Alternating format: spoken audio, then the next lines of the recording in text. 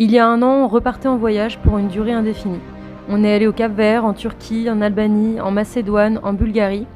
Puis, il y a 6 mois, on est arrivé au Sri Lanka. En fait, ça faisait plusieurs années, depuis notre voyage en Thaïlande il y a 5 ans, qu'on rêvait de retourner en Asie, retrouver la saveur des fruits, des épices, la moiteur ambiante. Et après quelques mois passés au Sri Lanka, un matin d'octobre, je me suis dit, il faut que je rentre. En fait, rester loin de ma mère pendant plusieurs mois, ça a toujours été quelque chose de compliqué pour moi. Et c'est toujours ce qui m'a fait rentrer à un moment.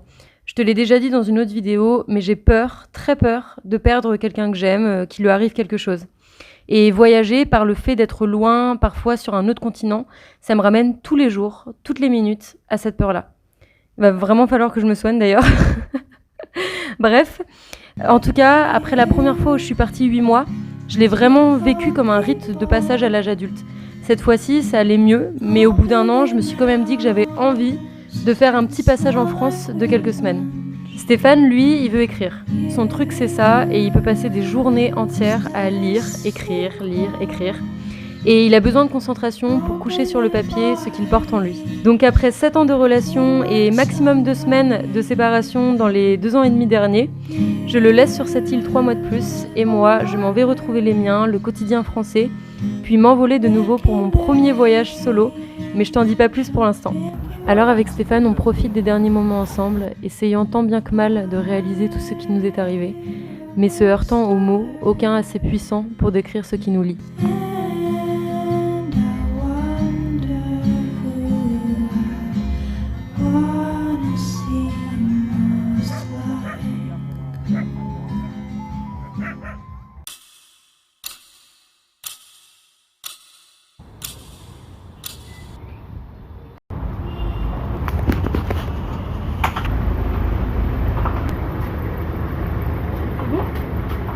So I can leave?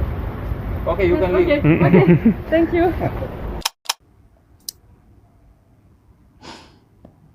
Je viens de dire au revoir à Stéphane, là, du coup, il y a 20 minutes. Je pensais pas que ce serait aussi compliqué. On se rendait compte avec Stéphane que ça fait plus de 7 ans qu'on est ensemble. Et les premières années, on se voyait une fois par semaine, des fois une fois toutes les 2 semaines. On avait vachement 2 vies séparées. Et en fait, là, ça fait, je sais pas, 2 ans et demi. Depuis qu'on a commencé à voyager ensemble, on a commencé à être tout le temps ensemble. Et même si des fois, c'est compliqué pour 2 personnes indépendantes de partager constamment le quotidien de la personne avec qui on est, on s'est rendu compte qu'on était indispensables l'un à l'autre. On avait tellement de bons moments, tellement de fous rires, tellement de complicité, de moments de tendresse. Et oui, de disputes, mais on a tellement plus de bons moments, quoi. Quand t'es H24 avec quelqu'un et qu'en plus t'es amoureuse de cette personne, limite tu développes ton propre langage. Et des private jokes où on sait directement à quoi pense l'autre. À un moment, on se marchait vraiment dessus. Là, il y a quelques mois, on se disputait beaucoup et en fait, on se disait ouais, on a vraiment besoin de nos moments seuls, etc. Et en fait, quand arrive le moment et qu'en fait, ça fait des semaines que ça se passe super bien, tout ça, c'est hyper compliqué. Je sais très bien que ça va bien aller, je sais très bien que ces 3 mois et demi, ils vont être hyper riches pour lui, pour moi. Je sais très bien qu'on va être trop contents de se retrouver et que je suis trop contente en fait de passer 3 mois et demi seule, de faire un premier voyage solo, même si je sais pas vraiment où encore. C'est juste, voilà, les au revoir, c'est toujours tellement compliqué. J'ai toujours peur que la personne meure ou qu'il lui arrive quelque chose et que ce soit la dernière fois que je la vois. Super l'ambiance de la vidéo, mais voilà. C'est aussi la fin d'un cycle, c'est aussi la fin d'une année de voyage, même si on va recommencer bientôt. Et puis je vais rentrer en Europe, je vais retrouver justement toutes ces choses de France qui m'ont manqué, mais sans lui. Je vais retrouver des odeurs, des goûts que je pourrais pas partager avec lui. Et s'il y a bien quelque chose que je regrette dans la vie, c'est qu'on peut pas capturer les odeurs, ça c'est trop chiant. Parce que j'aurais bien aimé capturer son odeur avant de partir ou capturer des odeurs de France pour lui ramener, enfin bref. J'ai plein de trucs à faire de toute façon là. J'ai mon vol du coup demain, enfin non, mercredi à 2 h du matin. Donc demain soir je vais à l'aéroport et puis je rentre.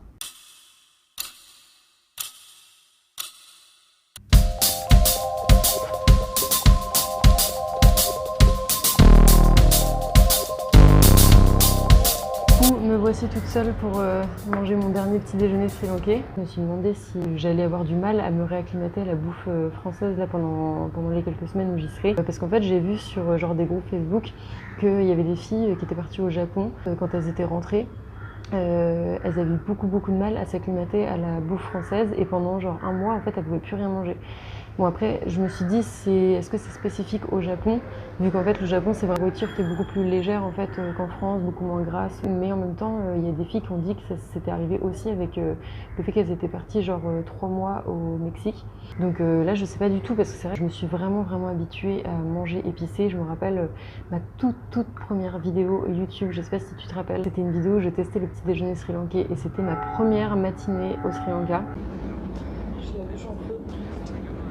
Je sais que par exemple quand j'étais partie 3 semaines en Thaïlande, quand j'étais revenue en France, mais je mettais la dose de curry dans mes plats, enfin tu vois, je voulais vraiment manger épicé. Donc là je me demande dans quelle mesure ça va me le faire de manière très forte pour la France.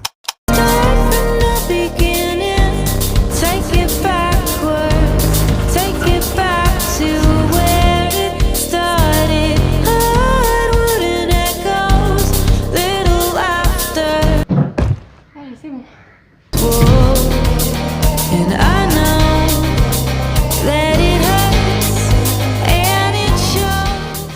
Depuis 2 jours, j'ai qu'une envie, c'est de manger plein de fruits. En fait, je vais manger que ça aujourd'hui. Bon, bonne nouvelle quand même, j'ai eu mon test PCR et c'est bon, il est négatif. J'ai pas du tout filmé, mais putain, moi qui suis complètement impatiente dans l'âme, j'ai attendu 40 minutes. C'est tout le monde passe devant tout le monde. Il y en a qui font la queue depuis 1 heure et en fait, il y en a, hop, ils coupent la file et puis ils passent leur truc. Enfin, t'as des salles spécialisées pour le staff, tu vois, les infirmiers. Et en fait, t'as des gens comme ça, ils ouvrent la porte et puis ils donnent le papier pour avoir leurs résultats, machin. Et ça, en fait, j'ai l'impression que c'est des trucs que tu verrais pas du tout en France. Enfin, en tout cas, moins. Genre, les gens qui coupent les fils, tu vois ça, mais moins qu'ici au Sri Lanka, je trouve. Du coup, j'ai attendu 40 minutes, c'était mais insupportable. Il y avait des gens en fait qui venaient tout seuls, mais qui venaient chercher les tests PCR pour toute la famille. Et ensuite, j'ai fait quelques petites courses. J'ai trouvé ça, je suis trop contente. Donc je pense que j'en ai pris un et je pense que je vais en offrir un en cas à quelqu'un en France. C'est du moringa en poudre et en fait ça, je crois qu'en France, mais ça coûte hyper cher du moringa bio. Et donc je suis trop contente d'avoir trouvé ça. Il était à 1 €.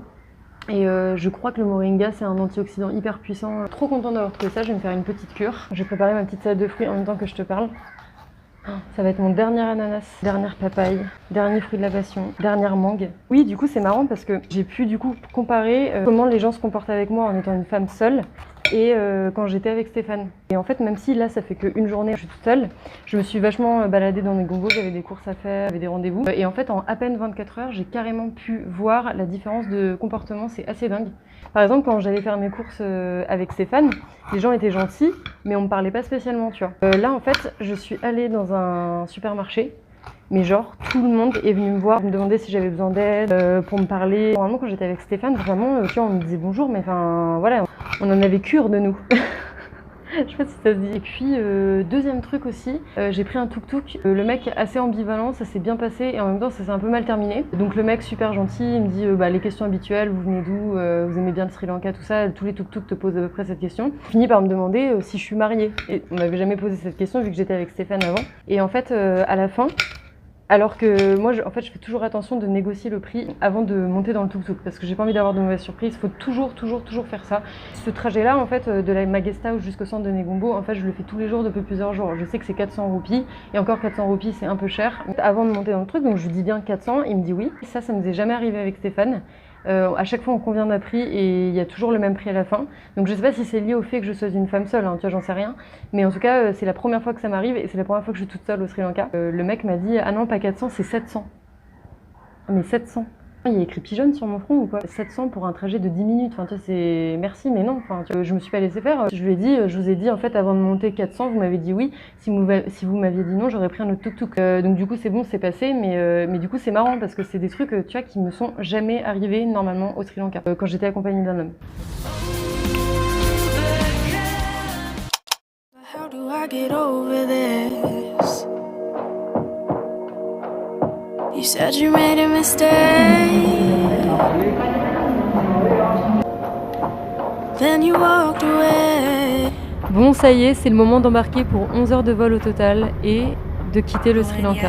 1 an de voyage, 1 an de fou rire. C'est pas la fin du monde. Ah, il fait rire. Oh, putain. Je l'ai vu passer entre tes jambes. De désaccords. Et on vient de se disputer. De pleurs. Mes émotions voulaient jaillir enfin, que je voulais enfin en fait être vraie avec moi-même, affronter ce que j'avais vécu. De joie, de complicité. C'est parfait. C'est parfait, c'est parfait, c'est parfait. De rencontres. De prise de conscience, de discussion, d'amour, de disputes et de fusion. Et 6 mois aux côtés d'un peuple sri-lankais d'une grande gentillesse, bercé par tantôt la mer, tantôt les prières bouddhiques, hindouistes, islamiques ou chrétiennes. I feel a little colder. You shut me down. You shut me down. But this is all just irrelevant. Retour à la ville au sang clocher, où je me réveillerai demain au son des cloches.